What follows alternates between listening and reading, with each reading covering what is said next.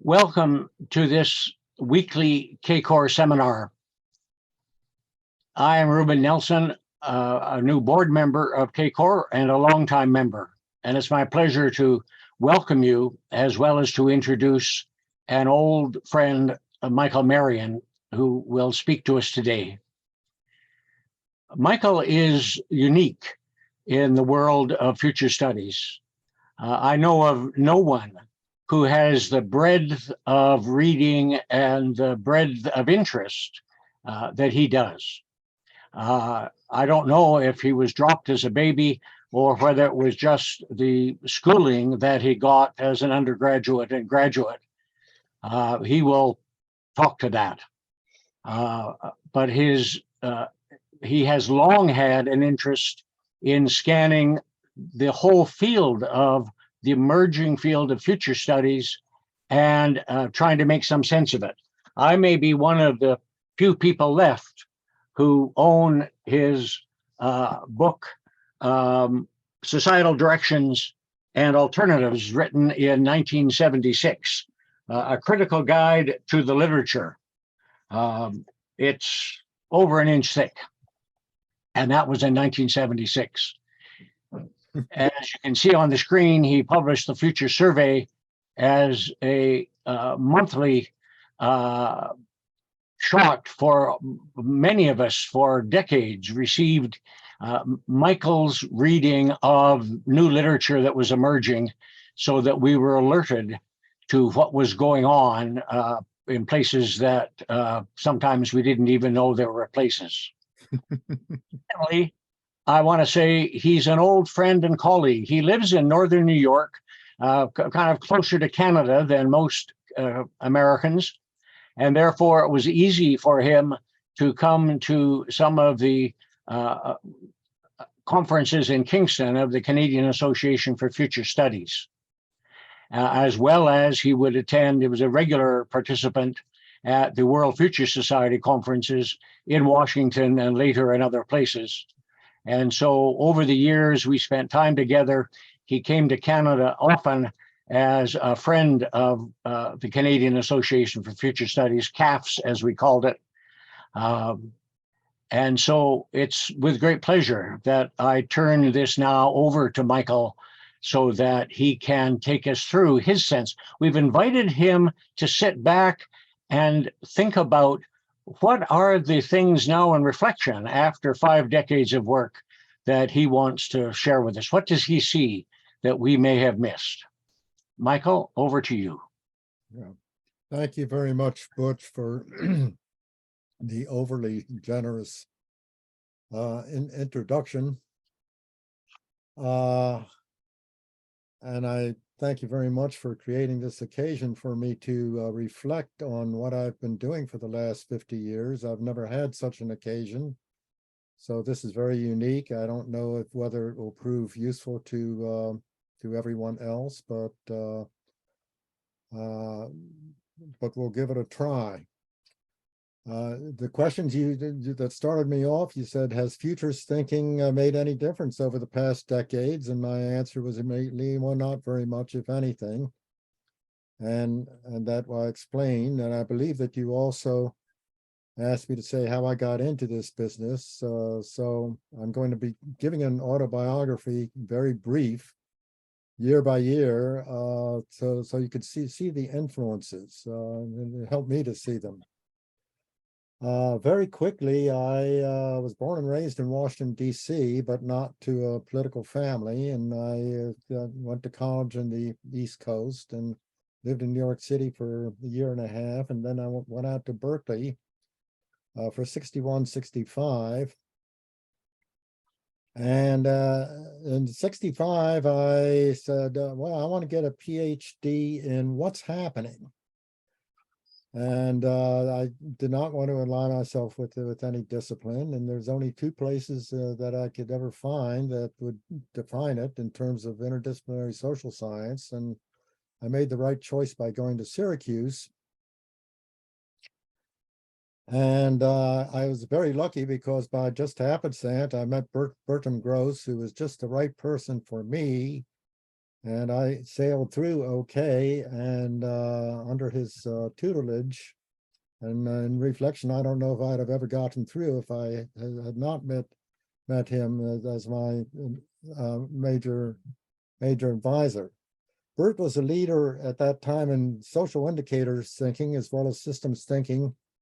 He was in 1970s the president of the Society for General Systems Research, and he's probably best known to the general public for his popularized book in 1980 on friendly fascism, The New Face of Power in America, which is somewhat off target for what's happening now, but still still worth looking at.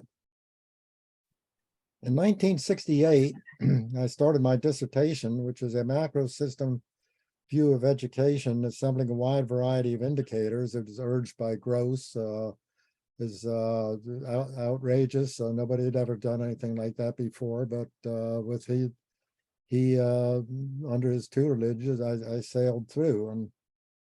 And at that time, I moved to the newly established Education Policy Research Center at Syracuse, which is companion to another EPRC at Stanford, led by the widely acknowledged futurist Willis Harman, who some of you may have heard of. And our mission was to think about the future and its implications for education. It was a great open mission where you could do anything you want, and we did. Soon after getting to EPRC, I received a 5x8 hand-typed note from Ed Cornish, the founder of the World Future Society, inviting me to join his fledgling organization that he was leading. In 1969, a year later, EPRC got a request from OECD in Paris to do a bibliography of the futures literature, which is beginning to burgeon at that time, I guess, especially in relation to education. So I published my first bibliography then, called Alternative Futures for Learning. And once I got into it, I suddenly became the world expert in futures bibliography, and it's certainly a way to find out what's happening. So I continued one way or another through the years. Collaboration, I'm not sure how exactly it happens, but I met up with Hugh Stevenson. Some of you may know him in London, Ontario, and he's the first president of CAFS. And I visited Hugh at least once, as I remember, and I remember coming back. I got a speeding ticket from the Ontario police on that trip, but otherwise a pleasant trip. 1970, I published an article, The Basic Long-Term Multifold Trend in Education in the Futurists, which is inspired by Herman Kahn's BLTMT for Society at Large, and his well-known 1967 book, The Year 2000, which I would like to emphasize had no mention whatsoever of climate change or the environment. This is also the year Butch informs me that CACOR started. 1971, I published a fanciful scenario in a special issue of the Futures Journal. The title was Discovering Decline of the Ignorant Society, described as a society where learning needs outdistance attainments. It's a very simple observation, but I think very profound, and I made it into a fanciful scenario because I thought it would be so powerful and controversial. And as it turns out, I don't know if anyone ever paid attention to it. But this simple concept is now more important than ever, and more on this later near the end of what I have to say. 1972, 1974 period, the EPRC funding was reduced and redirected away from Great Society Futures openness and more towards the Nixon mentality of examining specific issues. So I got deleted from EPRC. I received some support from the World Institute in New York City, which is a publisher of Fields Within Fields. Probably no one has heard of it, but it's a very interesting publication at the time. Now, by 1976, I self-published Societal Directions and Alternatives, a critical guide to the literature, which Butch kindly referred to, which had critical abstracts of nearly 1,000 items, which are mostly books. My primary motivation for putting this together was that I was fascinated with the abundance of societal labels, which I arranged in 3 of the 9 indexes. One of the indexes was titles for our present society. We had 81 of them, such as the Knowledge Society by Peter Drucker, the Affluent Society by John Kenneth Galbraith, the Unprepared Society by Don Michael, still very relevant, Spaceship Earth by Barbara Ward, Bucky Fuller, and Kenneth Boulding. I don't, all 3 of them use that term. I don't know who used it first. The Entropy State by Hazel Henderson, and Dinosaur Society by Stafford Beer, One Dimensional Society by Herbert Marcuse, the Marxist. All of them arguably are still relevant, and there's more. There's 81 of those. Then I encountered 63 stage theories of transition, from industrialism to super-industrialism by Alvin Toffler, from industrial to post-industrial society by Daniel Bell, which is by far the best known, from mechanical age to the electrical age by Canada's Marshall McLuhan, industrial era to the communications era by Robert Theobald, the rational age to the spiritual age by Sri Aurobindo, the Indian mystic, in 1949. And the oldest one that I encountered was The Childhood of Humanity to the Manhood of Humanity by Alfred Korzybski in 1921. All of these stage theories are not relevant anymore and forgotten, but it's interesting. There's still only one current stage theory now from Bill Halal, and it's quite normative, where he's still hoping that we'll have an age of consciousness. Then the final index I had was 206 titles for alternative societies. Post-Service Society by Bertram Gross, and Mature Society, Dennis Gabor, Steady State Economy by Herman Daly, who just died several weeks ago, Ecotopia by Ernst Kallenbach, Planetary Society by John McHale, well-known general futurist, Global Homeostasis by Irvin Laszlo, also well-known, Convivial Society by Ivan Illich, Humanistic Capitalism by Willis Harman, Learning Society by Robert Hutchins, Self-Renewing Society by John Gardner, who's on the board of the World Future Society, Classical Liberalism by the conservative Friedrich Hayek, etc. 206 titles for the society that we ought to have, and with the exception of Spaceship Earth, nobody used anybody else's title or commented. And the titles, the term sustainability had not been used to my knowledge. Now, for remaining fans of the 1972 book on limits to growth, there were many other books in the same period warning of environmental issues. And Lewis Mumford, The Condition of Man, 1944, William Vogt, Road to Survival, 1948, Samuel Ordway, Resources in the American Dream, A Theory of the Limit to Growth, 1953, Fairfield Osborne, The Limits of the Earth, 1953, Barbara Ward and Rene Dubos, Only One Earth, 1972, Canadian Maurice Strong edited a book, Who Speaks for the Earth, 73, and my favorite in this group, Edward Goldsmith et al., A Blueprint for Survival, 1972. So it wasn't only the Club of Rome that was interested in these issues at the time. The success of Limits to Growth, in my view, was due to use of a computer model, which was highly unusual, and also sponsorship by what was then a mysterious far-off Club of Rome.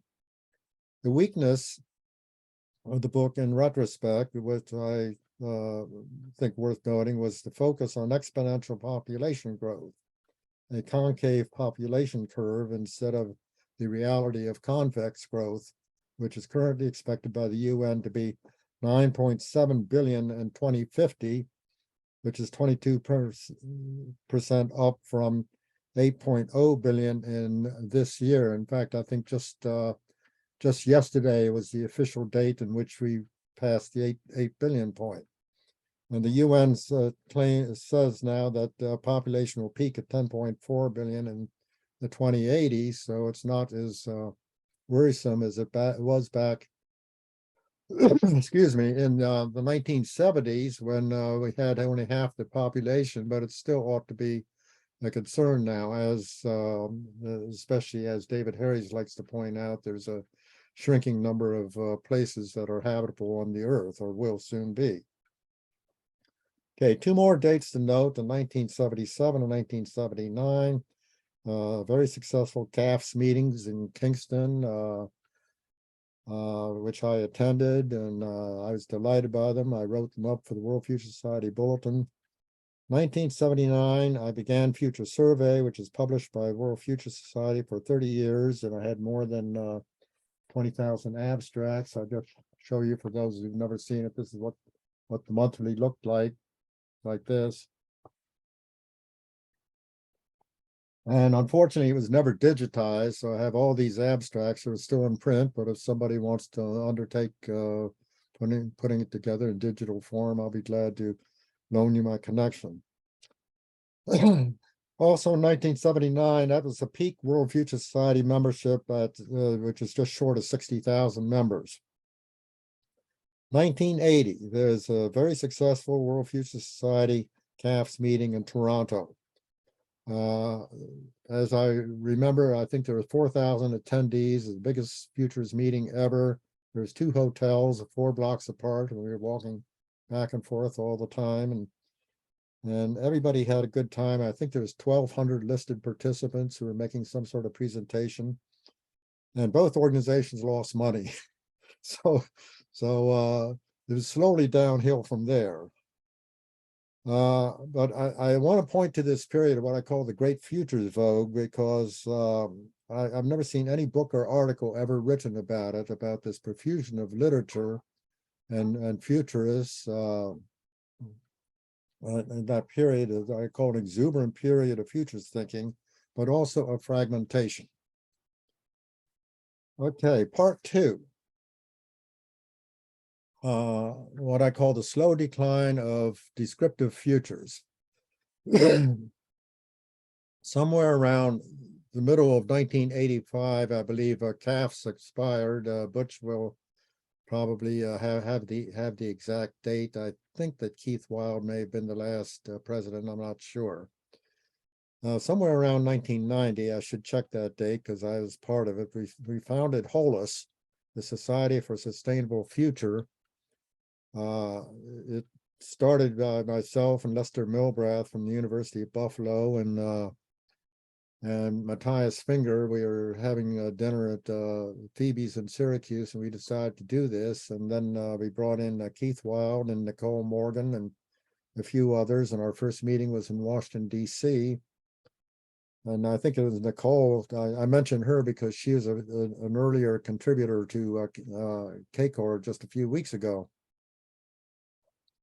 Anyway, we held good meetings in Alexandria, Virginia, the San Francisco Bay Area, Ottawa, and the Adirondacks, but somehow HOLUS dribbled away in 1997, but I thought it was worth a mention.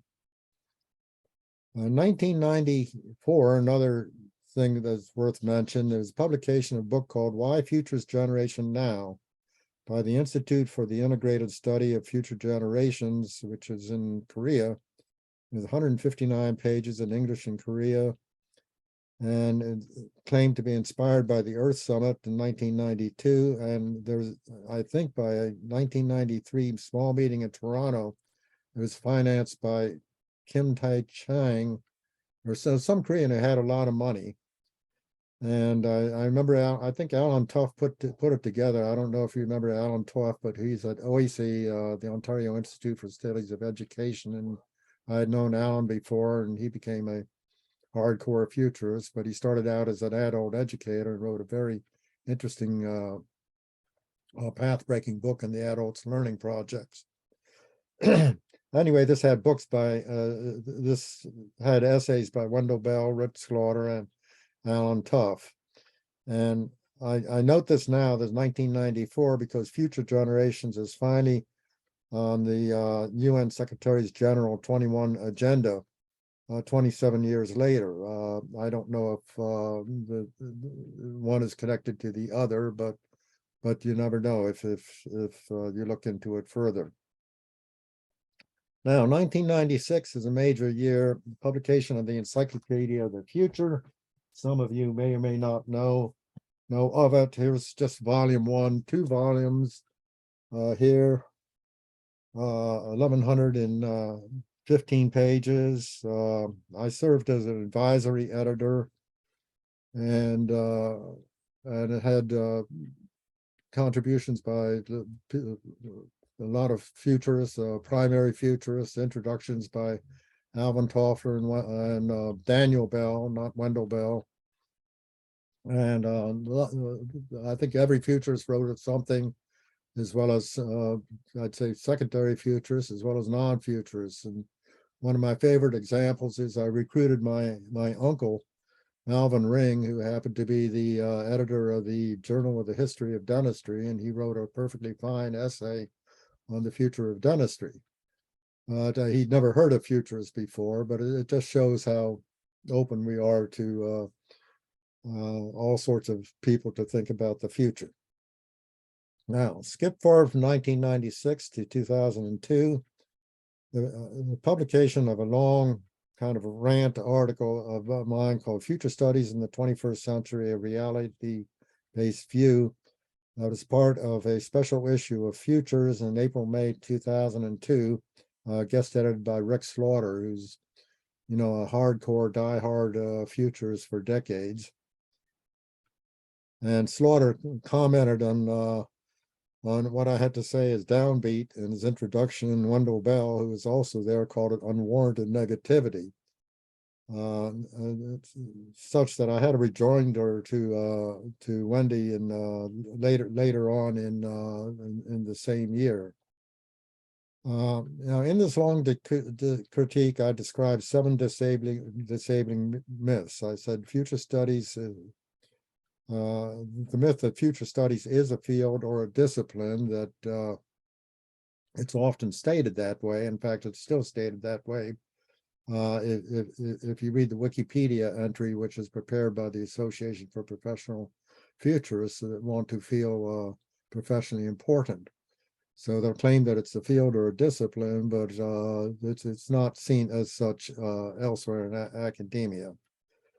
My view in 2002, I will quote what I wrote, is all I could see is disconnected bits and pieces of widely varying quality and a very fuzzy multi-field.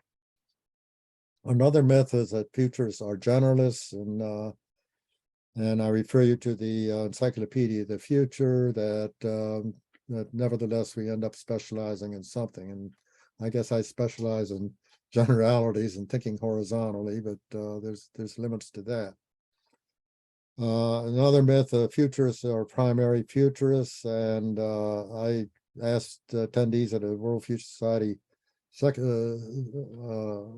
assembly whether they're futurists, and 70% say that they're only futurists secondarily, that there's something else, a physicist or a doctor or a sociologist or whatever. Another myth, future studies does what no one else does, which is not true. Number 5, future studies is understood and appreciated by outsiders, and it's still seen by many as making predictions. And at least I can say I know of no futurist who has ever said that he or she is making predictions. 6th myth is that future studies is static, but it's changing with technology and politics and culture. And in fact, my presentation will be showing how it is changing. And finally, that future studies is a community, and rather it is one of many shifting and overlapping communities.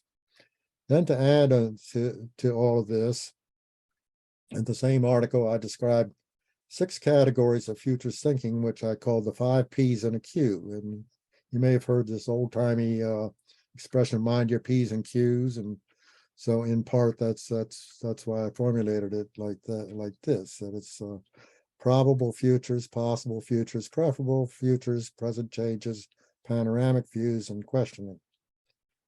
And I came up with a total of 115 terms. For probable futures, with 17 terms, including forecasting, foresight, likely futures, projecting, prophesizing, etc. For possible futures, 12 terms, including alternatives, hopes and fears, scenarios, risk analysis, and wildcards. For preferable futures, 33 terms, including agendas, blueprints, goals, inventing, planning, policy making, visioning, utopias, and wishful thinking. For present changes, 14 terms, including indicators, trend analysis, vital signs, indexes, and progress reports. For the fifth one, panoramic views, including holistic thinking, systems thinking, big picture, boundary spanning, environmental scanning, overviews, transdisciplinarity, multidisciplinary, and integrative thinking. And then finally, questioning, because I think all of this should be questioned all the time, includes terms like critiquing, debating, dissenting, embracing error, rethinking, and unlearning. And Butch Nelson calls himself prickly, and I guess being prickly would fall under questioning. So in all, there's 115 terms for this. And in the last year of Future Survey, I did a special mini guide that had abstracts of 98 books that were arranged according to these 5 P's in a Q, called Many Methods and Mentors, Thinking About Change and Shaping Futures. The title was August 2008. But to me, it just reaffirmed these categories, and I think it's useful to keep in mind the variety of thinking that can be involved, not all at the same time, and the different terms that you use for it. So 2008 was the last year of Future Survey due to declining circulation. And after having done it for 30 years, I thought the time was to pull the plug on it. So it was my decision that circulation was going down, and I could see the beginning of the end, unfortunately, and that's what happened. 2012, I think it was, is the last World Future Society meeting in Toronto with several hundred attendees. 2015 was the last meeting in San Francisco. We've had a few hundred attendees. And by 2018, the remnants of WFS moved to Chicago with major downsizing and popularizing under new and inept management. And I think that WFS is now defunct. It's too bad, but it needed Ed Cornish, who had a background as a serious journalist who would listen to all sides. It needed that sort of a background to keep going, and the women who took it over had no appreciation of what it would take. Plus, it was declining anyway. Okay, end of part 2. And I believe I'm right on time in terms of everything I have to say. Part 3 is what I call the age of uncertain sustainability. In 2012, George Kurian, who a self-described professional encyclopedist, if you can believe that, and he's the instigator and co-editor of the Encyclopedia of the Future in 1996. And he gave me a phone call and proposed to have a new edition of the Encyclopedia of the Future. And I immediately said no. And I said, well, how about Encyclopedia and Sustainability, not knowing that there's one already available. But then I also added, well, to make it more interesting, how about Security and Sustainability? And Kurian, who would like to do an encyclopedia about anything and knew how to do it, he said, okay. So I recruited David Harries, because he's a security guy, as many of you know.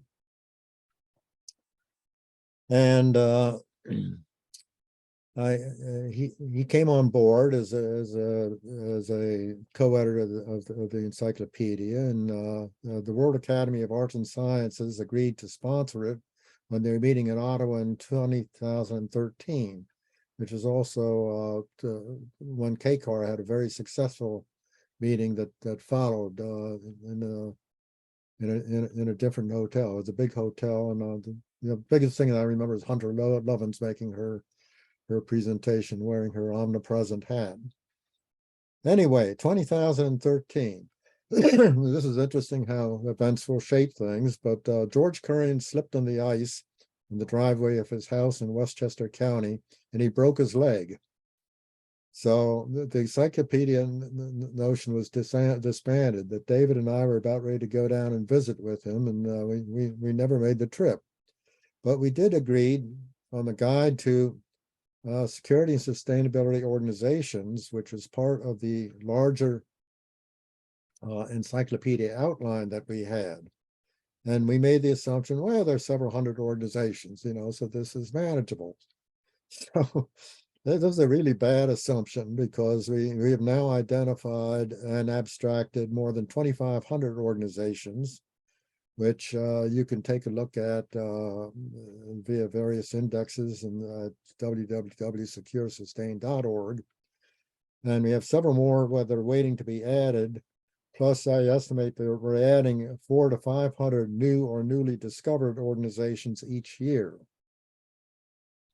Now, to appreciate the diversity within the subject index, some of the current counts of organizations include 322 largely international organizations on some aspect of climate change, 195 organizations on energy, 280 on sustainability, 149 on sustainable development, which overlaps with sustainability, 152 on transformation and change, 129 on peace, 117 in conservation, 105 in health, 108 in finance, 79 in investment, which overlaps finance, 74 on oceans, 79 on business, etc.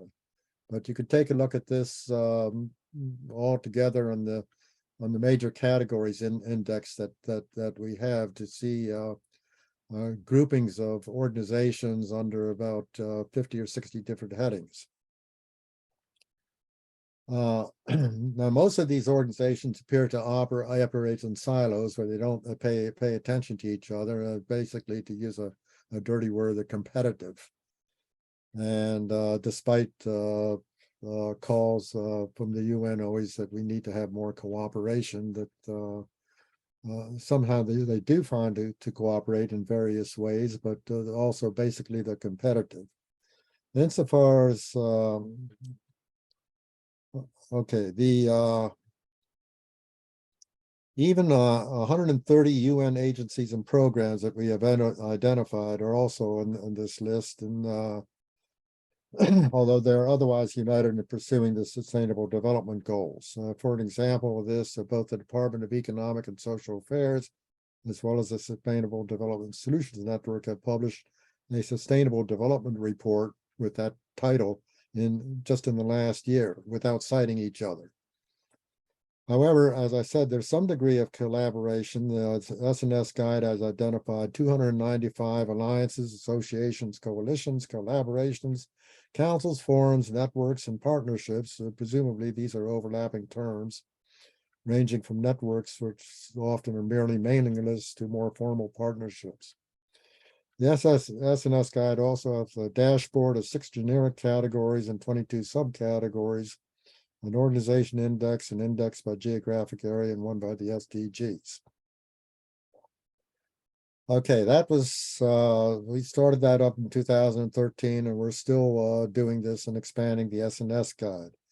In 2015, as you know, the UN announced its 17 Sustainable Development Goals, which are quite a mouthful, not to mention the 169 targets are sub-goals, and thus it's difficult to grasp as a whole. Plus, I increasingly see that the climate change dominates all of them, and the environmental goals are more palatable to most people than the social goals of reducing inequity within and between nations, as well as between the genders, which is still problematic.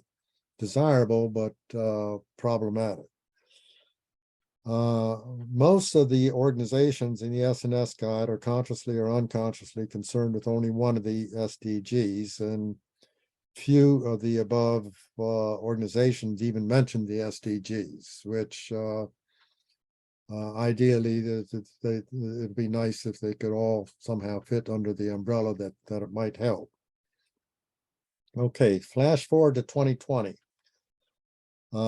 Just 2 years ago, the COVID-19 pandemic is creating huge problems and distractions with many deaths, much long COVID disability, and resources devoted to vaccine development, but insufficient distribution, which nevertheless saved many millions more from dying, especially in developed countries.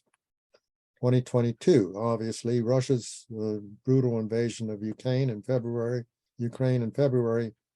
has diverted even more resources away from the SDGs, which were idealized to begin with.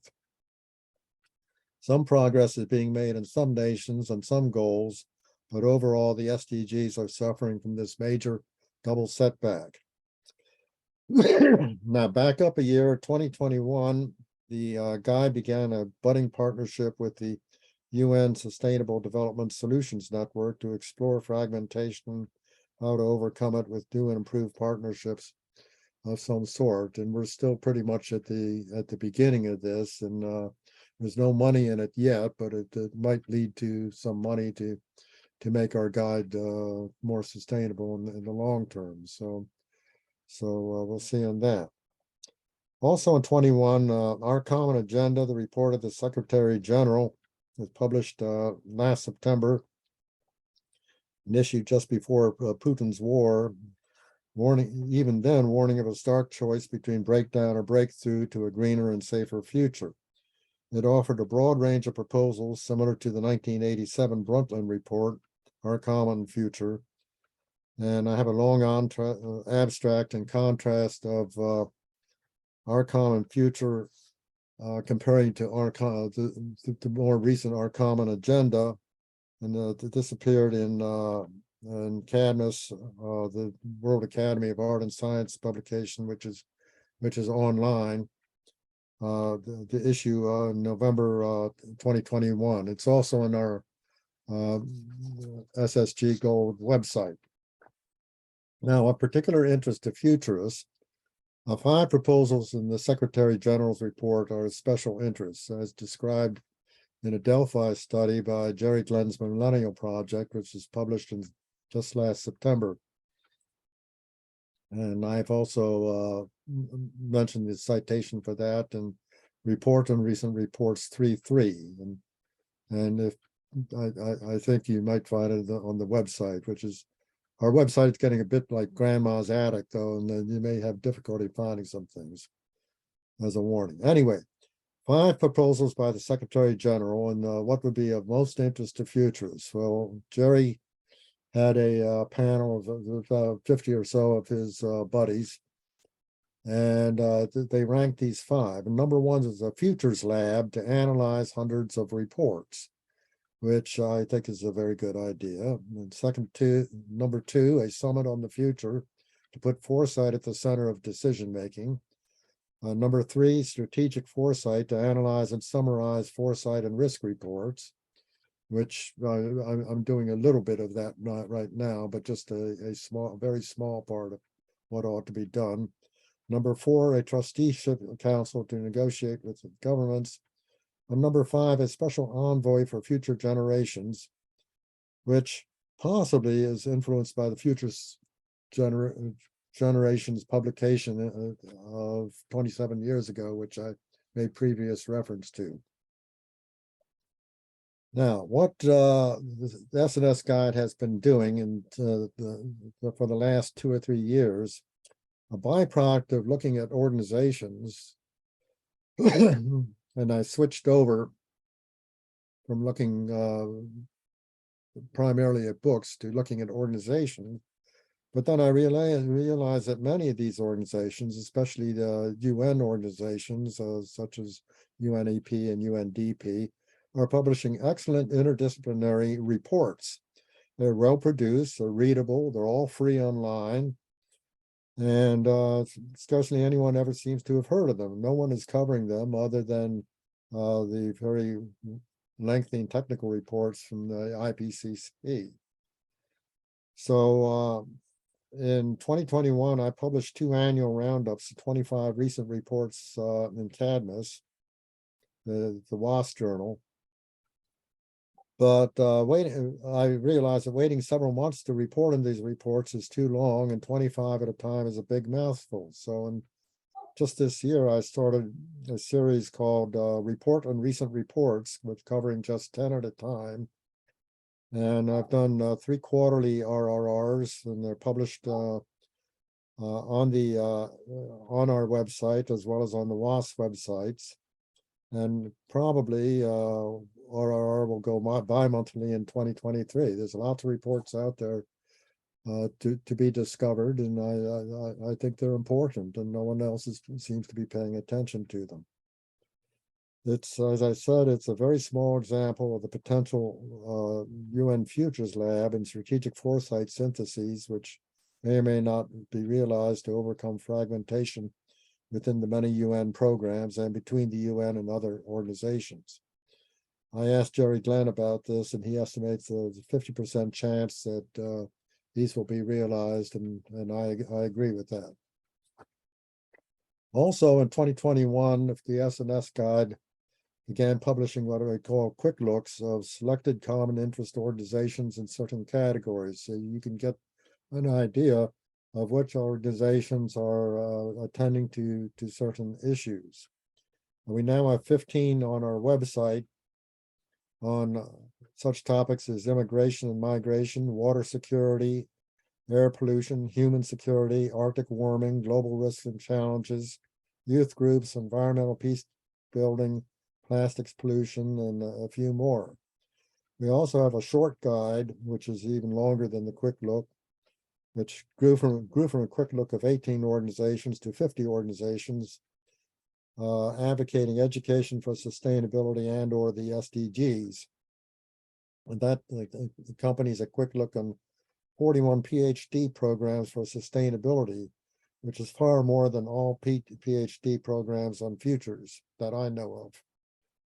In 2002, to back up to that compendium in Futures Journal that I cited, Wendell Bell, who's a full professor of sociology at Yale University, I say was, he's since passed, but a very pleasant fellow, nice gentlemanly fellow. Nevertheless, he wrote there that the future of future studies is bright because it is reasonable to hope that futurists will be able to establish a field in most of the world's colleges and universities. And obviously this is self-interested because Wendy was the author of a 2-volume 1997 textbook called Foundations of Future Studies. Well, anyway, nothing of the sort has happened. As far as I know, the only degree programs for future studies in the US remain at the University of Houston, which only gives a master's. And I think Jim Dater, who's pushing 90 years old now at the University of Hawaii, I think he has a program there, but I'm not sure if there's anyone helping him out on that. Okay, so some conclusions from all of this. And I have 7 of them. A shift is underway in futures thinking from probable and possible futures, notably sustainability in general and specifically the SDGs. Some recent examples as the Good Future Project by the futurist Gerd Leonhard in Zurich, and also the first WASP working group meeting on existential risks just on November 10th, just a few days ago, there was 8 of us, and that involved David Harries, Butch Nelson, and myself. And just this morning, I learned of a 3rd annual Stanford Existential Risk Conference to be held next April, called From Global Catastrophes to Existential Risks. So this is a hot topic at the moment, it would appear. Okay, second conclusion. Fragmentation is more widespread than ever among serious thinkers and between the idea sphere and the public, complicated by competition from various platforms, Facebook, Twitter, TikTok, LinkedIn, Instagram, etc., as well as huge quantities of video entertainment. Films, the term peak TV, which was designated by a couple of experts a few years ago, where there's some 500 original programs per year in the US alone. Anybody subscribes to network, it's almost an infinite number of films to occupy you, albeit of different quality, but certainly the Crown alone is worth a subscription. And also there's a lot of disinformation enabled by proliferation of cable TV channels and platforms such as Donald Trump's Truth Social. A third conclusion: online reports seem to be proliferating, but they're generally ignored by the major media, as I had mentioned above. And the major media is still firmly focused on books, e.g. the New York Times Book Review and the London Times Literary Supplement. I mean, these reports that are online are heretofore been known as gray literature, but it's an emerging category, and there's nobody, or few, if any, people are paying attention to it. Conclusion 4. The ignorant society that I wrote about that I imagined in 1971 has increasingly arrived, but it's much more complex than I first thought, where I simply said, well, it's a condition where learning needs for the entire society are greater than the attainments. I mean, today there's the obvious know-nothing, anti-woke ignorance of many on the political right who seek simple and inappropriate solutions to complex problems. They dismiss science and they favor autocratic rulers looking backwards, e.g. MAGA and Putin's folly. But the political left also suffers from ignorance of each other, the fragmentation resulting from too many thinkers and too many issues, similar to too many political parties that are fracturing elections. Conclusion 5. Some futures organizations endure, but they appear to be small in size and influence. The World Future Studies Federation, formed in 1973, lists 255 members, but that includes students. I attended their meeting in Beijing in 1988 when Jim Dator was elected president. It was a good meeting, and the year after that is when Tiananmen Square happened and the world changed. The Association for Professional Futurists, formed in 2002, lists some 500 members, but mostly, I suspect, from the University of Houston Master's Program, and they want to seek to validate their professional well-being. And they also offer to validate the competency of emerging futurists, to use their language. They published a 2020 edition of the Knowledge Base of Future Studies, 508 pages. There's a new edition by Richard Slaughter and Andy Hines of University of Houston. In France, Futuribles, which is founded by Bertrand de Jouvenel, is still being published. I used to get a comp sub, but I haven't had one in 5 or 10 years, but it looks like they're still alive and well, and that's all I can say. The influence of this organization and their members can be assessed by citations, member growth, notable projects, or funds received. But such information is hard to get, and I really don't know what's happening. I dropped out of World Future Studies Federation several decades ago, because they weren't doing much for me. I guess I get my information from New York Times and The Economist and Bloomberg Business Week, of all places, and The Guardian Weekly, when my wife will let me see a copy. Okay, the conclusion number 6. The era of widely known futurist books has clearly passed. Perhaps best known as The Year 2000 by Herman Kahn and Anthony Weiner in 1967, which was published under the auspices of the Commission of the Year 2000 of the American Academy of Arts and Sciences. And as previously noted, no mention whatsoever of climate or the environment. Also, the well-known books Alvin Toffler's Future Shock in 1970, which, like it or hate it, gave a big boost to futurist thinking, as well as John Nesbitt's Megatrends in 1982. Big name futurists have also passed on. Daniel Bell, Bucky Fuller, Marshall McLuhan, Kenneth Boulding, Hazel Henderson died a few months ago, and made me reflect that she is only one of very few women writing on the futurists. I can only think of 5 women that were involved in that. I don't know of any blacks or people of color. It was mostly white males. So make it that what you will. In the age of uncertainty, which is the Foreign Affairs Centennial issue, which was out in September,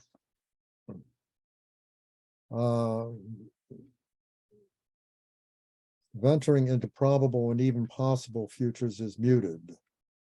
I refer to that later. A few futurist books still appear.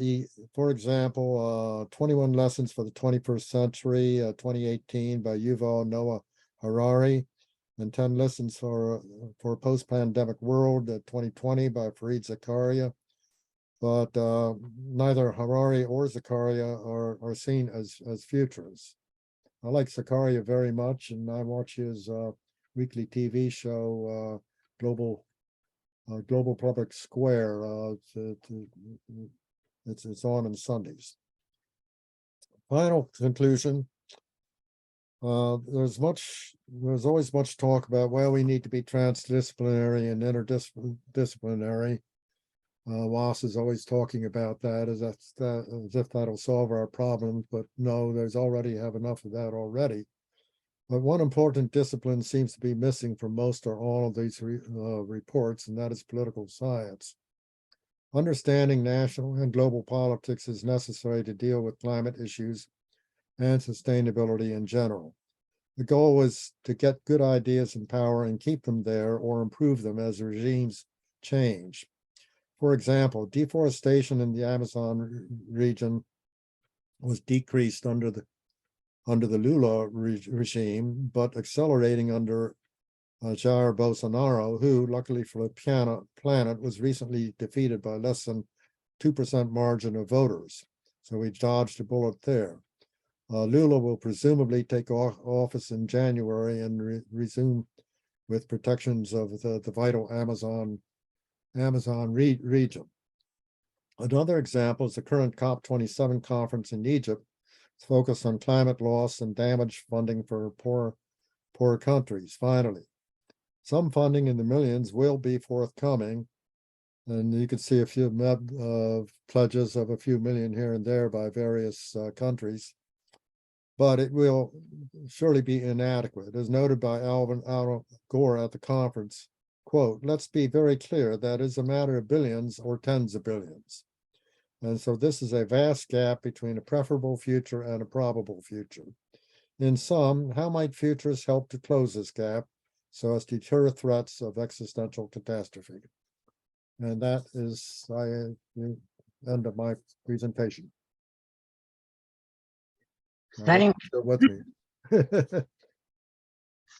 you, Michael. Let me get into this just so that you and others know. If you have the easiest way to get in the list that you have something to say with a question or a comment or a challenge. There are some people here on the call who have a somewhat different background and perspectives, and it would be interesting if you're willing to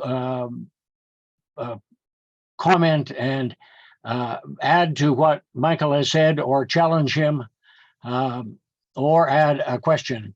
I'm going to ask the first question, and Peter McKinnon, you've put a couple of things in, so you choose one question, and then you will be next. And so what you'll see happening is that when called upon, Peter will turn on his microphone and his camera and be ready to answer the question. The in thinking about this, the question that's arisen for me, Mike, is in a sense, a really big picture way of framing this 60 or 50 or 60 years of futures work. And it strikes me that the case can be made that it's largely people with a particular interest and passion or disease, pursuing stuff that they're excited about, but the culture not having much, if any effect, any serious effect on the culture. And it can go from there on a spectrum to, because thinking about the future is such a counterintuitive thing, to think deeply about it in a way that it affects the way you now live to create a different future, an alternative future, is so contrary to modernity that what we've got over the last 50 or 60 years is kind of a long runway. That from one point of view, not much has happened, but that in fact, given the contingencies of the world, this work may have prepared people in the next 10 or 20 years to finally get serious about this in a serious institutional way. Because one of the things I note, one of the things we've talked about, is that there are no explicit futures groups in the world that have staffs that are the size of even an economics department. So there's let alone a major international institution like the World Bank. So this is something done by largely small groups of people. So what I'm wondering is, how do you see this in the long run? Where do you think, looking back 10 or 15 years from now, we will make a judgment about what's been done in the last 50 years? What's it setting us up for?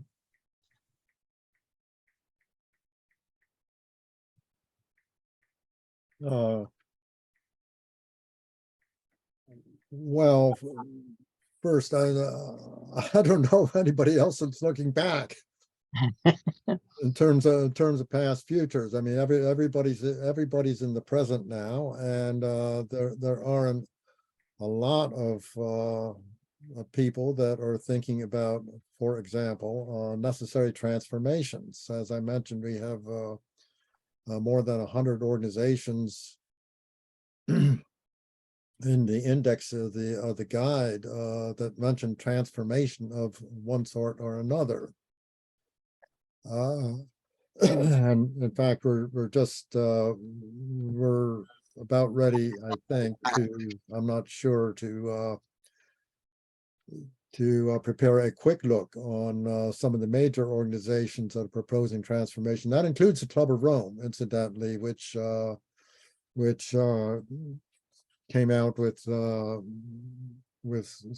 some guide. I lost the title momentarily, and but 3 years ago, and then they had an update, and they're calling for transformation. And the UN in the Sustainable Development Solutions Network calls for 6 transformations, which is just a way of combining some of the SDGs. So there are lots and lots of people in groups of different sizes, small groups and large groups. The Potsdam Institute for Climate Research, which is headed by Johan Rockstrom, has 400 researchers. So that's not a small group, and I don't know how they break down in different projects, but they're thinking about that. And now let me back up further to, if I may, because I know others may have questions. But you say thinking about the future is counterintuitive, and that's not true at all. I mean, we all think about futures, individual or for families and communities, in both positive and negative futures. Negative future, a hurricane is coming, and our hurricane forecasting is very good, and you batten down the hatches. You think about the future for the next few days. Incidentally, I mentioned something that the Canadians might not know about the metro area that I live in Syracuse, but recently, just in the last few weeks, there's been a major announcement of a truly transformative event in the Syracuse metro area, where Micron, which is a big chip manufacturer, is going to build a huge plant just north of Syracuse, an industrial park, and there's promising quote $100 billion investment, 100 billion over the next 10 years. Which is going to transform this whole metro area. I don't know if anyone in Canada has picked up on that. I haven't, or even in the U.S., but just regionally, and for New York State, this is huge, because Syracuse is a Rust Belt city, and with a high rate of poverty, and people are very excited about that. So that's a form of thinking about future. It's a transformative event, and the question is, who's been thinking about what, and what sort of action does it lead to? So enough in that. As I answered most of your several questions and comments. Absolutely. So, Sirka, if you will be up after Peter, and turn this over to Peter now, Peter McKinnon. Thank you, Ruben. Michael, thank you very much for a very interesting review of the whole bit of a history of future studies. You talked a lot about people who are in the field of doing things, and of course publishing their things and giving advice. But I was wondering, in my question here, could you comment at all, given all this knowledge you have about who's doing what, as to, are there any national governments that you can name that are actually using some form of future studies like foresight as a strategic tool in their policy development? Thank you. Well, I'm sure it's happening in varying degrees in various places, and I can't say specifically. You might ask Jerry Glenn that, because like him or love him, but Jerry is a unique individual in his Millennium Project, and he's built an organization of 60 some nodes worldwide, and people in these nodes would know what's happening in terms of planning. And as a footnote to that, I might say that when I was at Syracuse University, Bertram Gross, his outfit, he was National Planning Studies, and he had a series of books on national planning at that time, which I guess included some sort of futures thinking. So it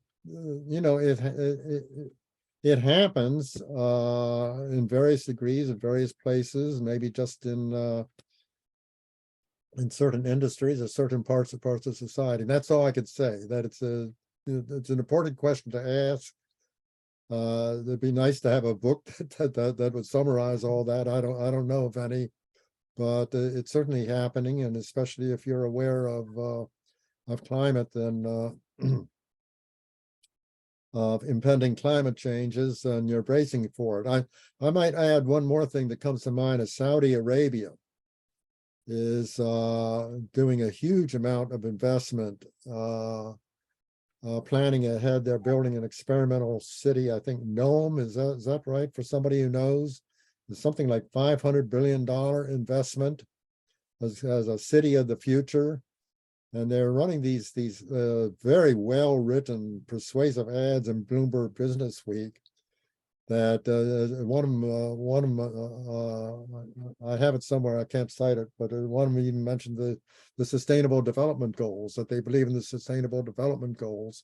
But of course, these are just the type of sustainable development that they are doing in their competition with Qatar which itself is making a huge investment in for the World Cup, $220 million.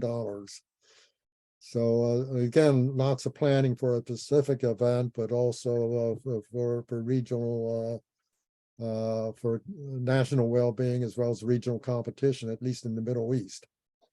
So enough answer for that. So onwards to Circa.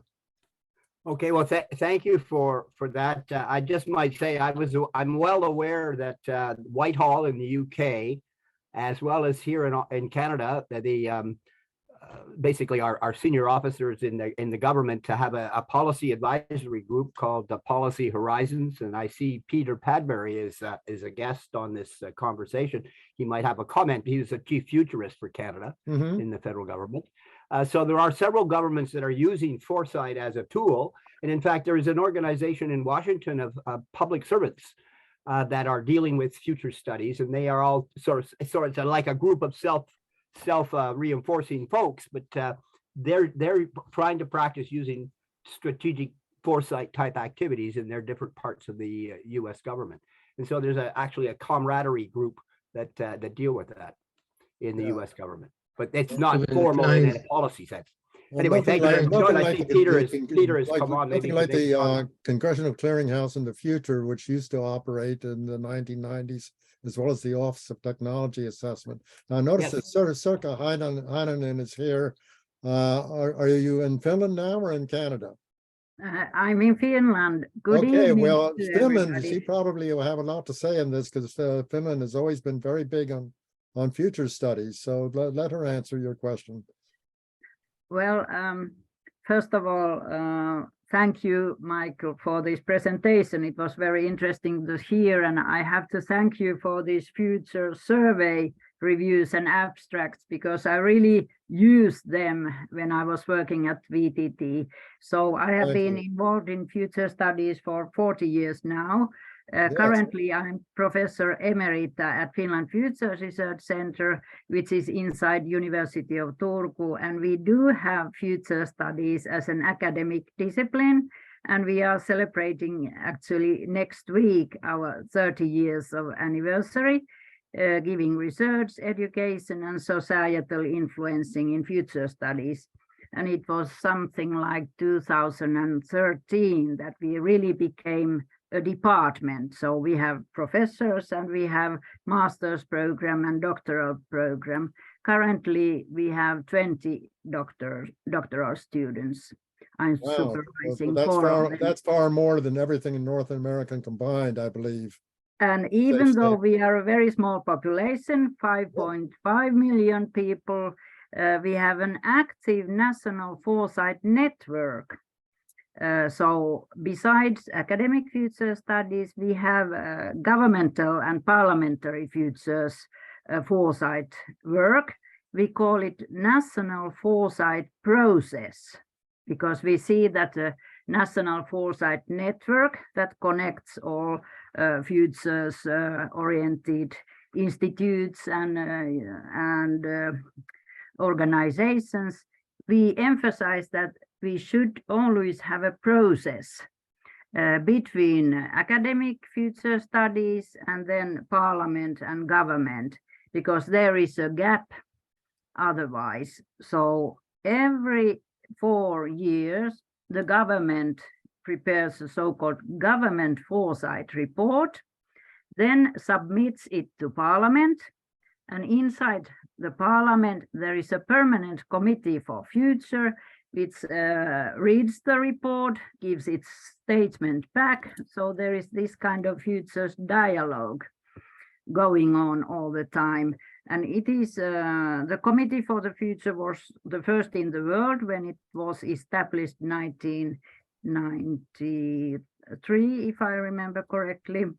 And then last month, Committee for the Future organized for the first time this kind of world summit for other futures committees, because there are now several governments, like in Chile, even in Iceland, and they are not exactly the same structure, but similar. units. So this kind of evolution has happened. I think that's a positive sign, but it hasn't been easy. It has taken like decades to build up, but it exists now. That's what I wanted to say. I'm also member of the Club of Rome, and there is the newest report that some of you might be interested in. It's called Beyond the Limits. I can write the details to the chat. And besides, I'm also co-chair of the Helsinki node of the Millennium Project. So Millennium Project, as Michael mentioned, is really impressive global think tank because it acts through its 71 nodes. Now there is already 71 nodes. Keeps adding every year. Project. So that's what I wanted to say. Thank you very much. Two very quick questions on this.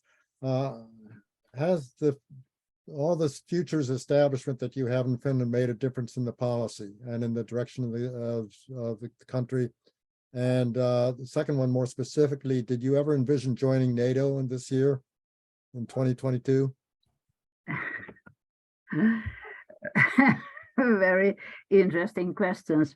We are trying to track down the impact and influence of future studies and foresight activities on decision making, but it is not easy because the impact may come after several years even. But there are clear examples where, especially this Committee for the Future, which has very much liberty and freedom to decide which topics it wants to handle and address, and it is like also crowdsourcing. It's inviting citizens in, even though it consists of members of the parliament. It really listens to citizens, to companies, and other stakeholders. So they have had an influence on decision making and public policy making. But of course, it's difficult to track down what concrete influence is there. Your other question about the NATO, yes, we have applied for the membership. There's only one country standing before this agreement or acceptance that we get, but we are very positive that we will get it. And Circa, as far as you know, did any futures work previously in Finland consider the possibility that Finland might join NATO? Was that seen as a possible future? Yeah. This is a very interesting situation. Finland, as a country, we have always been between two bigger countries, and so we have been forced to become diplomatic. So we are always like diplomatic. We want to negotiate. We don't want to have conflicts, but we want to survive. And our will to survive has always been also the basis for this kind of futures orientation. If you want to survive, you have to look ahead into the future. But politically, our stance has been that we have always wanted to negotiate with our eastern neighboring country. And it was really because of our powerful leaders that we were relatively safe in the last decades. But the situation turned out very quickly into a direction that our president, the government, the people as a whole, we realized that actually we don't have any more options anymore. We don't need any polls whether to apply for NATO. We became unanimous that it's our only option at this situation, even though we are not like 100% sure that there will not be consequences of that. There is resistance, of course. We don't want to have any nuclear weapons. We don't want to have too much military bases other than our own. Our army is now quite well equipped and alert, but NATO is definitely, that concerns me as well. So I decided when the situation became so bad that it really turned out to be the only, and at this situation, the best option. Thank you. And I want to ask Peter Padbury because Peter, as the foremost strategic foresight person within the government of Canada for many years, in what has become Policy Horizons, spent a lot of time with other governments. So Peter, could you just add a bit of knowledge to what you know about what other governments are doing? And just before you do that, I just want to comment that one of the things that's, for me, so impressive about Finland is that it has developed, in effect, an ecology of futures that includes governments, corporations, citizens, universities, in a way that I think is a more elaborate ecology than I know of in other places. Singapore might be also on that list, but what's happened in Finland is really quite impressive, but also unusual in its thoroughness.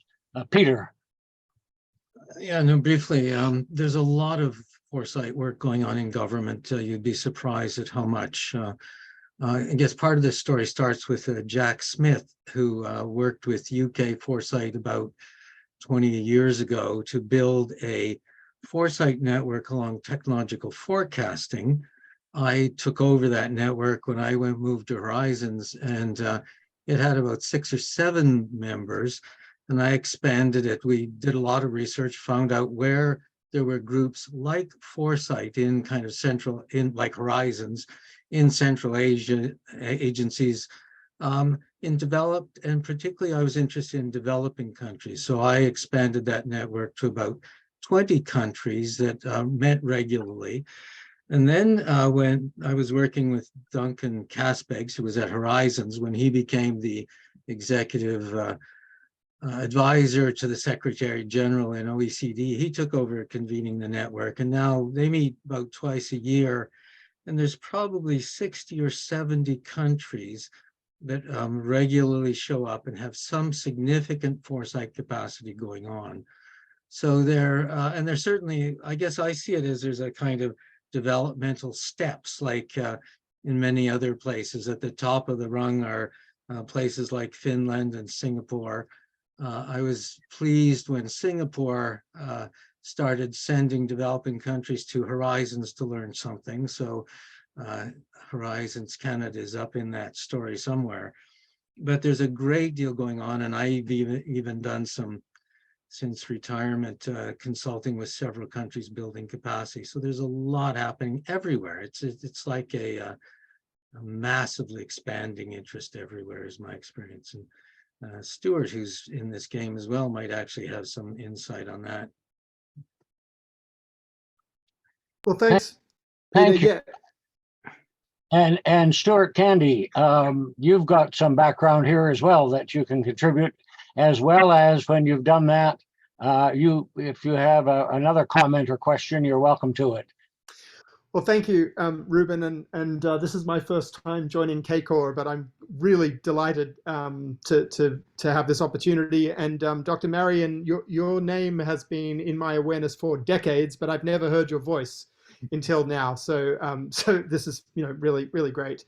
I think that, well, the question that I posted in the chat kind of relates a little bit to the last couple of interventions we've heard from Peter and Sirka in relation to, in a way, I suppose, the burgeoning uptake and deployment of futures foresight anticipation in its various guises, in not just in government, but in innovation and strategy units in companies far and wide, in, I think, cultural institutions I want to bring in, particularly museums. Over the last half decade, we've seen museums opening in Dubai and Rio de Janeiro and Adelaide and Singapore and Berlin that are dedicated more or less explicitly to enabling musing on the future or alternative futures. Some of them are more literate in the plural than others. But I ask this question, Dr. Marien, because I'm curious about your the way that you approach the question of disciplinarity and the legitimation of futures or foresight as a discipline, and how kind of desirable or necessary we ought to think that is. Because both in what you said today and in the article you directed us to from, gosh, I think it's 20 years ago now, with your sort of the myths of the future that needed to be deflated, there's a certain sense in which and tell me if I'm reading this into it or projecting or something, but it seems like what you're saying is, no, get off your high horse. We're not a discipline. We're barely a field. It's much more disorganized than that. But even in puncturing that myth, you seem to be suggesting or endorsing the idea that that's what we ought to be striving for. It's just that we're failing at it. And so I wonder if that is in fact the case, if that's how you think about it, that we're sort of striving and failing to do to achieve some sort of anointment as a as a legitimate discipline alongside others, and in the same breath asking that question, I wonder how you think about it alongside these other signs of uptake and cultural and political influence that might, in a sense, to my mind, route around the need for worrying about whether futures is or is not definitively a discipline, among others. Well, I haven't given great thought to it. It's just the discipline part of that statement is more easy to handle. It's academia is divided into various disciplines, which are has certain boundaries to them. Maybe they aren't formal, but you know when you're studying physics, or when you're studying art history, but you aren't always sure when you're studying futures, because it can be very broad, or who is a futurist and who you should study. And I mean, you take any course on a graduate level, and they say that, well, you have to know the literature, or at least you have to know the classics. You have to know the important people that are writing, and usually it's you are compiling a body of knowledge which supposedly advances the purposes of the discipline. And especially in the hard sciences, of course, there's a lot of citation, and that's how you can tell at least what they think is important. Now in the social sciences, again, sometimes one questions whether it's scientific, but especially sociology, I don't think at all is cumulative. It's just a bunch of disaggregated studies, but at least you have a sociology department. And so I suppose that you have the methodology. And so to call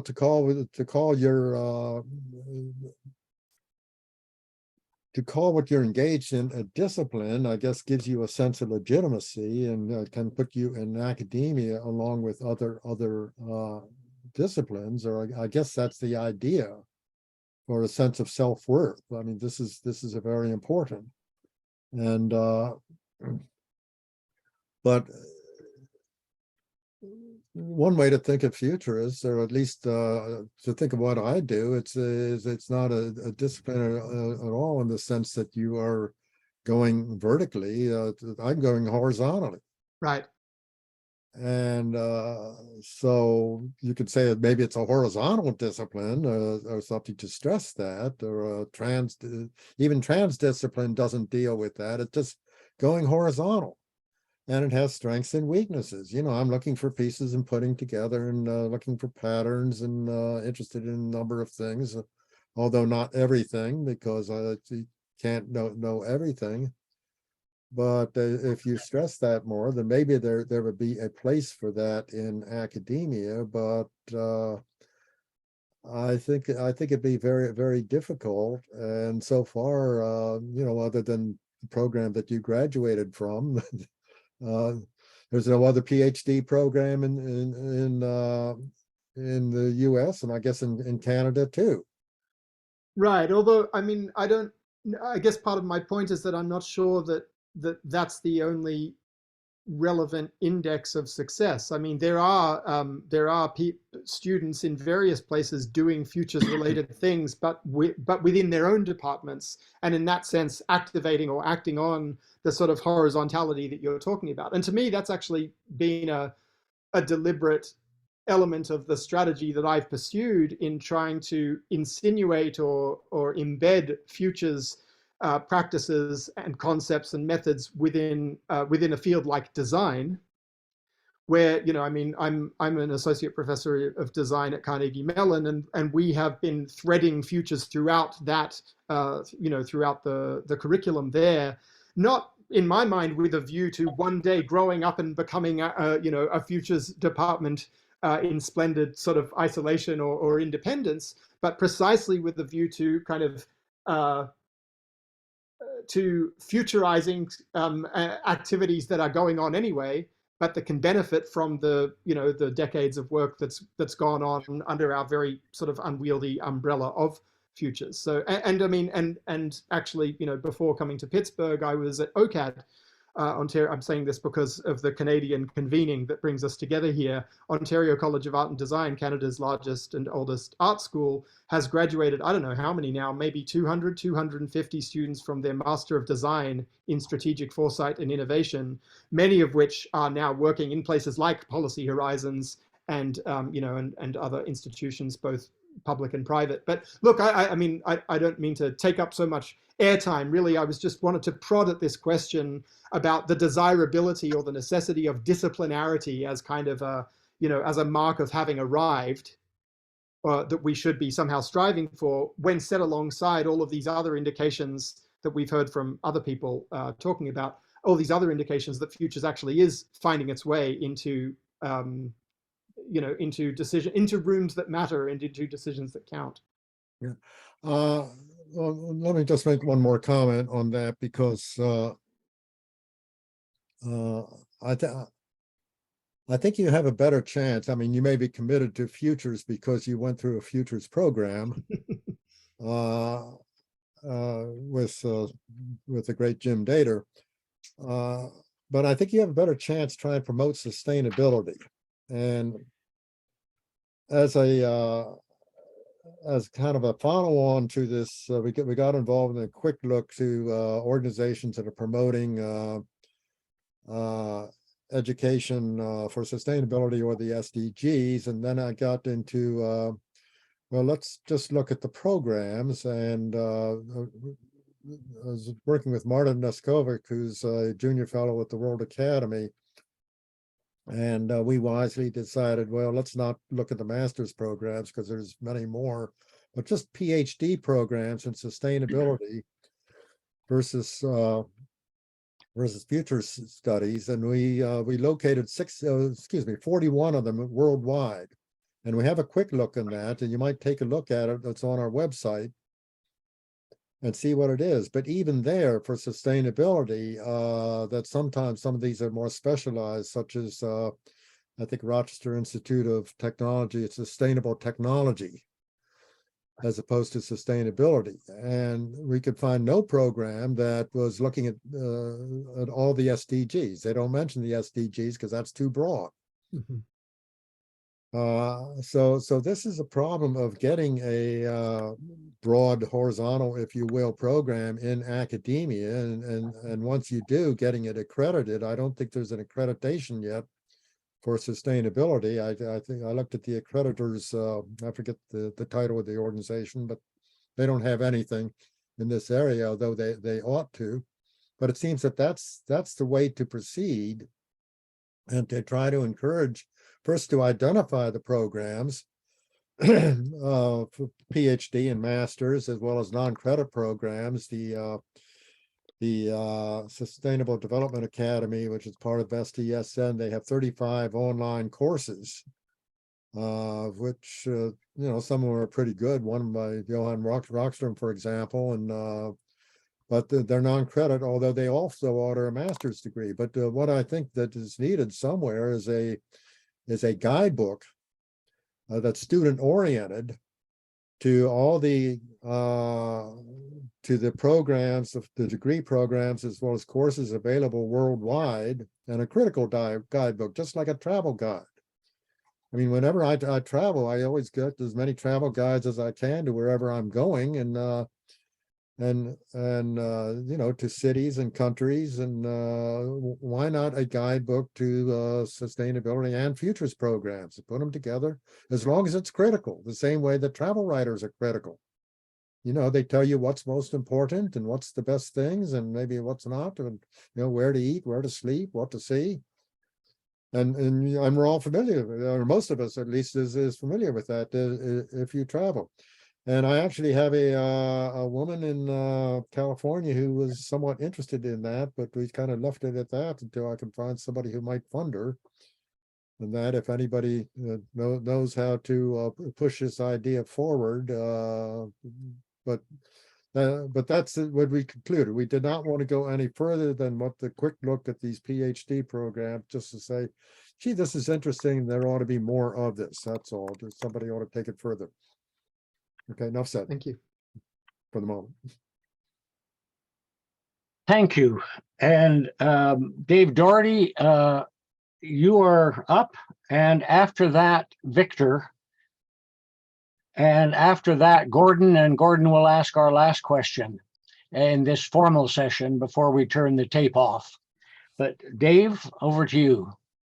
Thanks, Ruben. Thank you for the talk, Michael. Thank you. There's an interesting link.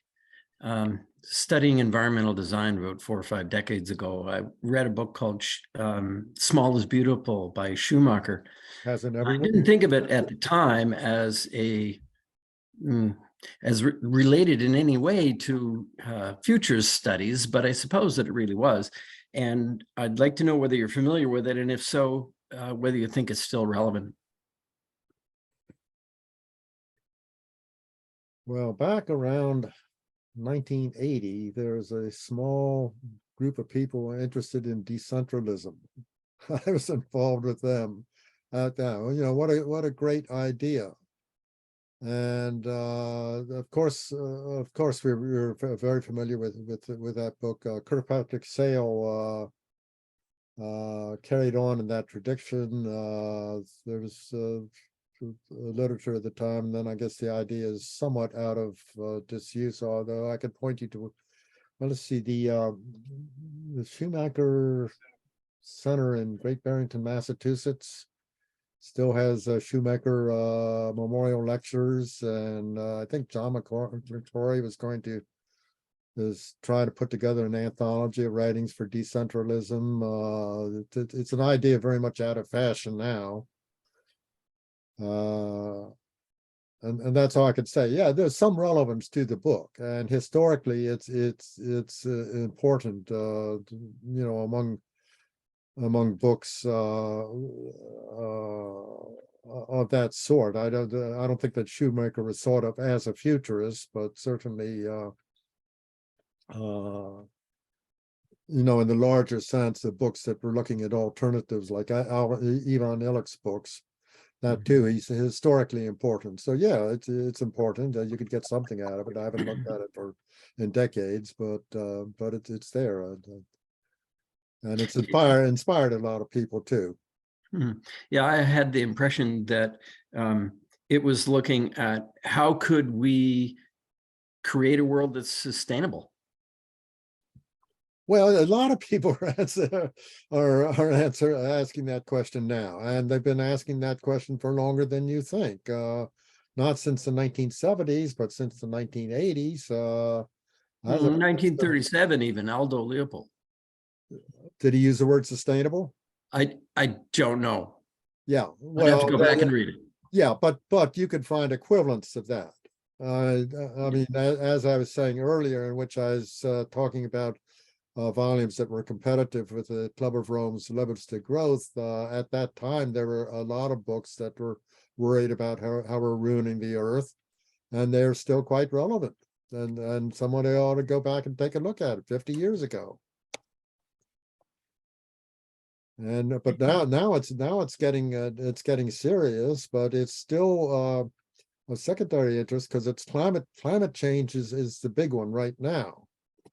And the biodiversity crisis is only second to that, only if you enlarge your scope a little bit. And then if you enlarge it even further than the pollution crisis, which is fueling both climate change and the biodiversity crisis, and these are all increasing in relevance, all three of them. But then even the larger picture, of course, is the Sustainable Development Goals, all 17 of them. But as I say, it's quite a mouthful. Yeah, and several speakers we've had in this presentation series have talked about really a polycrisis. Yeah, polycrisis. Well, that's David Harry's. Yeah, not just him. Julian Cribb talked about 10 existential crises that are facing us. Anyway, thank you very much. I'll pass on to somebody else. Yeah, is that published someplace? It's on our website. Yeah, Julian Cribb has made 2 presentations so far, and he's got a 3rd one upcoming.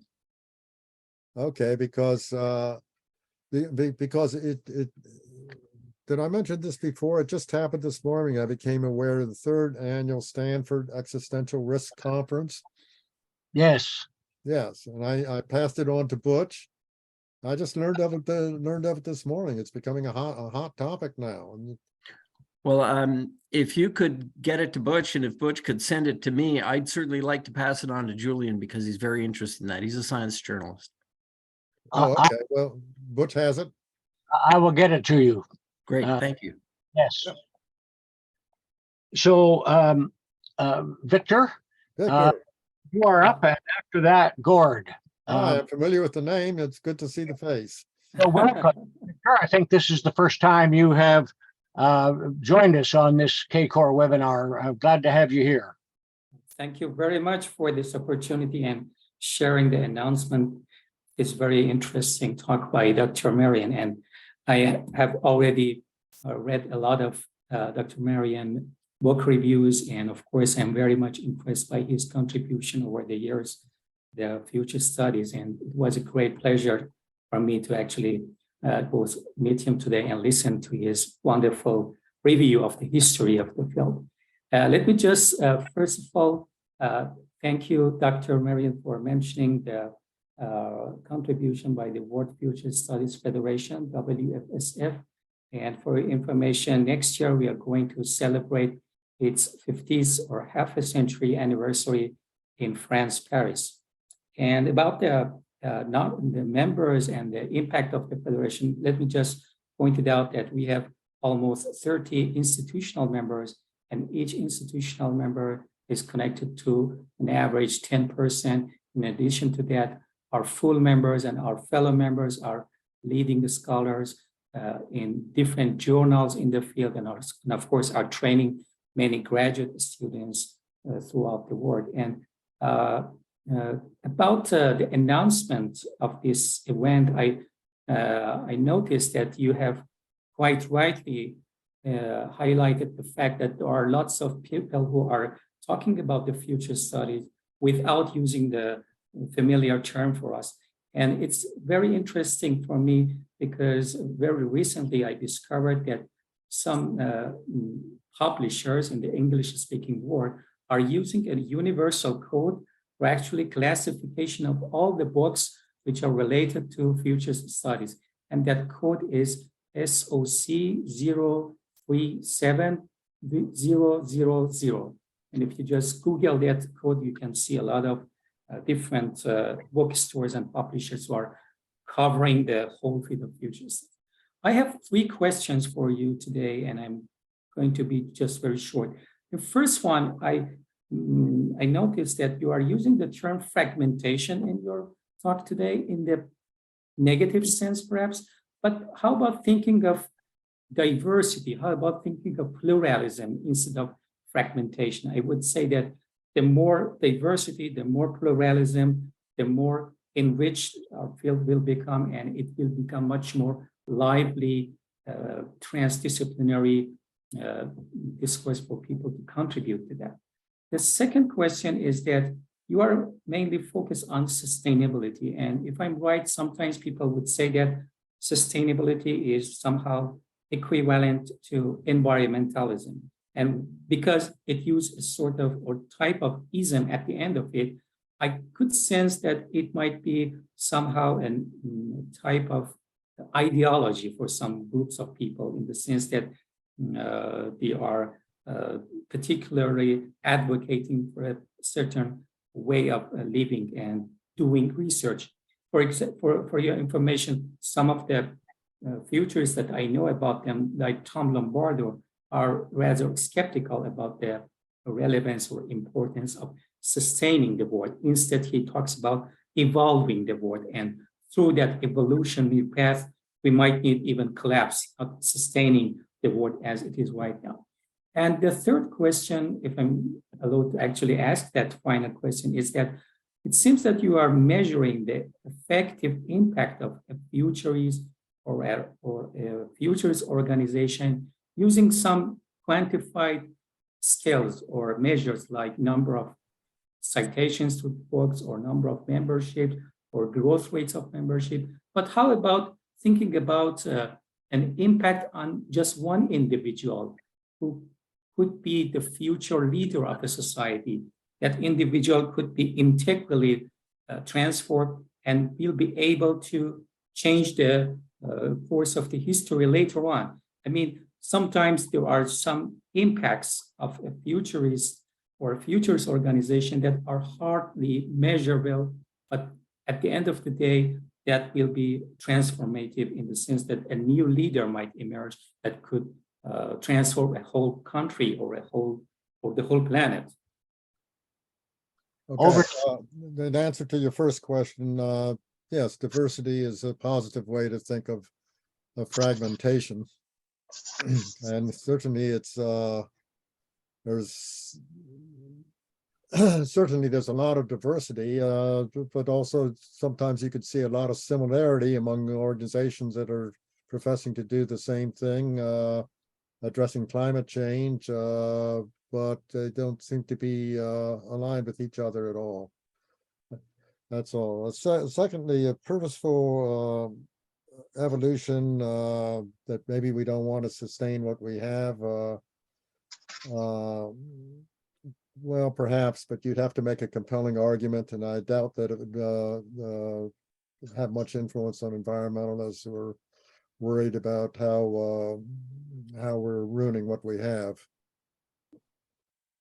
Thirdly, in terms of measuring impacts, how about the deep impact on an individual? Sure, again, which individual, but it's always nice to know that that your organization or your writings have influenced one or two people, and that's, yeah, it's a measurement to put to the along with the other measures that I've had that I mentioned. Okay. Thank you so much. Okay. Gord Kubanek, you're up. Great. Well, thank you very much. So I'm going to be the last questionnaire. Thank you for that. And I'm going to bring things sort of down to earth. I've been for most of my life a high school teacher dealing with the nuts and bolts of everyday life. And in my experience, the future for most people is nebulous, tenuous, and hypothetical at best. Give you a simple example. We have snow out here. Obviously, it's Canada. We're north of Syracuse. We have snow every year. And several people I know today had not put their winter tires on, and there were dozens of people in the ditch, not surprisingly. Similarly, when interest rates started going up, when I talked to young people about getting a fixed rate mortgage rather than variable, which we do in Canada, the rate varies every time it jacks up, which is, by the way, most Canadians, I was not able to convince anybody of anything. So my question has to do with being able to talk to regular people in a futures way of thinking it in a way that it can be real to them, because they don't matter. And it ties into your comment about the Achilles heel of future studies is the political sphere, where, you know, unless you have political backing, you know, it's all a waste of time in effect, right? So you need to get, so my question is, how do you talk to regular people so they can think of the future as worthy of thinking about, because that will then make the politicians respond, because the politicians respond to public pressure. Even in Russia, he responds to public pressure. And if they don't think about the future and don't think it's real, well, there is no public pressure, therefore there's no political pressure. So how do we talk to regular people to make futures thinking real?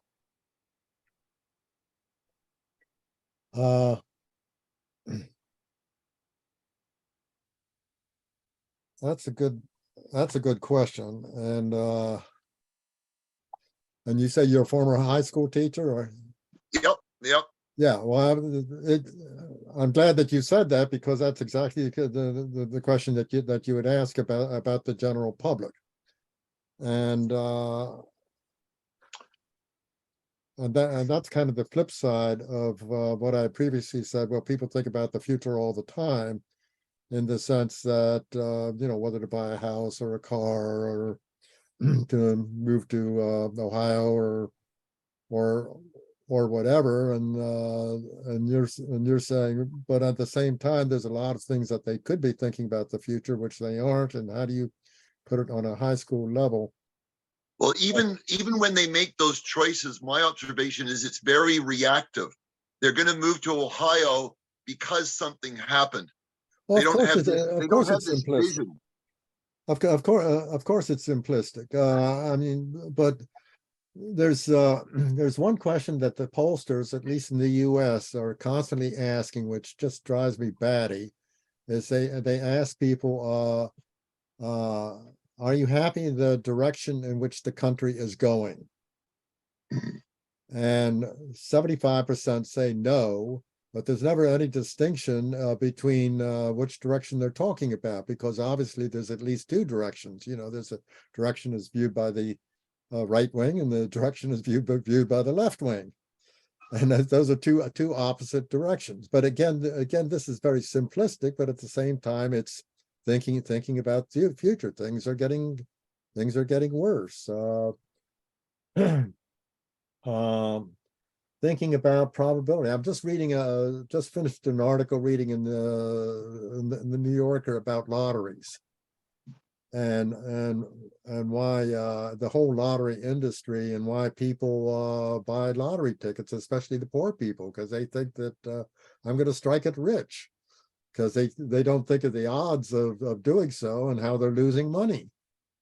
But that's a form of future thinking, but again superficial. So all I can say, I agree with you. I'm sure that future thinking can be improved at all levels. And maybe there's some effort somewhere. I don't know of it, or it doesn't come to mind immediately, about futures for the general public, especially at the high school level. That might open up to other people in Canada may know of it. But go for it if you can. Okay. Yeah. I hope that makes things a little less muddy for you. It's what I assumed. We don't know, because it certainly isn't happening. So we just don't know. Yeah. Well, it's interesting. Let me just give one answer. There's an article in the Times. I might possibly, if you give me about 10 seconds to look at it, but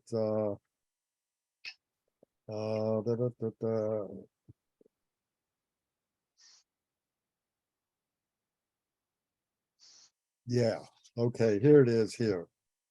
This is a real eye-opener called this is November 2nd, A12, and the title is Teaching Climate Change When the Curriculum Avoids It. and about the lack of even teaching the fundamentals about climate change in the middle schools, where apparently it is a very appropriate time to do so. And now this is in the U.S., where that there's at least a third or a half of the country is exercised about critical race theory being taught in schools. This is being taught in schools. Anyway, if you don't have access to the Times, I can. I do. I have access. I'm a subscriber. Okay, We do read it up here. It does. Our papers are generally not as good as the Times.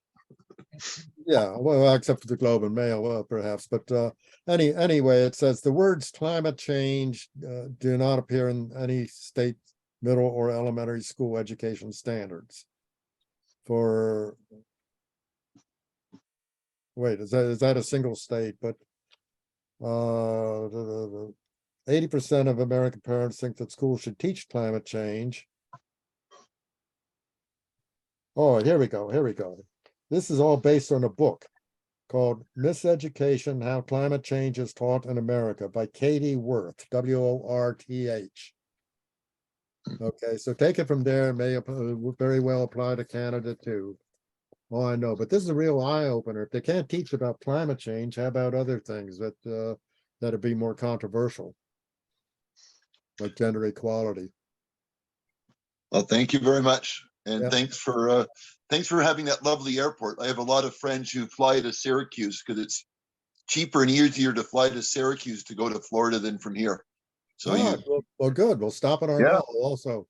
yeah, they do. They go shopping at your mall. They absolutely Okay. do that. Okay, and we're going to build a new aquarium very soon. Okay, Passed the county legislature by 1 vote. good to hear. Well, thank you very much. Yep.